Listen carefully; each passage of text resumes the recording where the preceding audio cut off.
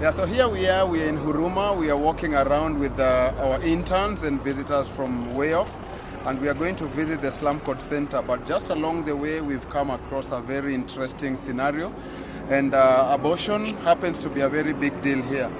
So we just found some paper bags, and when we looked inside of it, there was a lot of red stuff, and we were wondering what this is. So having a closer scrutiny and checking it out, we realized that that was a fetus, very fresh, that has just been deposited there today by the roadside where children are playing, people are passing by, and we can be able to see that. And we realized that this is not a new thing for us in the slums or in the populated low-income zones of Huruma, and we've always had this. I was just telling my friends that even when we were doing the launch of our Slum Code Center on the 12th of August 2006, when we were doing our cleanup, we actually scooped twins, still stacked up in a paper bag and thrown by the dump site, and this is not very, very good, because we are saying what we need to actually insist on is proper sex education, and even to look at what we have as our quack clinics and the kind of medication that we have around.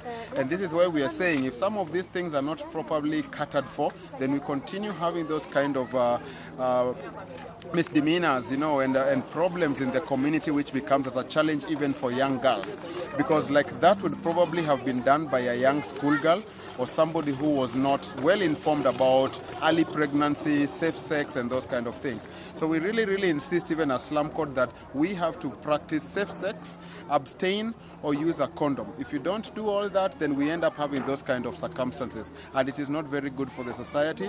It is not good for the environment. It is not even healthy for the children who are playing around this place. So as you look around, some of the children who are coming, and they really want to listen out, and when they see that kind of a thing, morally and ethically, it does not build them well. So we hope that through proper sex education, through advocacy, messaging, and good campaigns, that this kind of abortion issues are going to stop.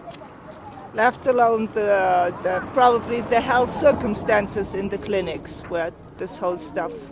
Yeah, you see, because that would be another problem, because Huruma being such a densely populated place, you'd find that we have all these small clinics around the place. And when somebody cannot do that, we have people who I think even give you some very brief means of aborting on your own. So you go try it by yourself, or if you don't try it by yourself, they will probably do it for you. And when they do it for you, you have to look for where to go deposit it yourself. And that is why we have these kind of issues.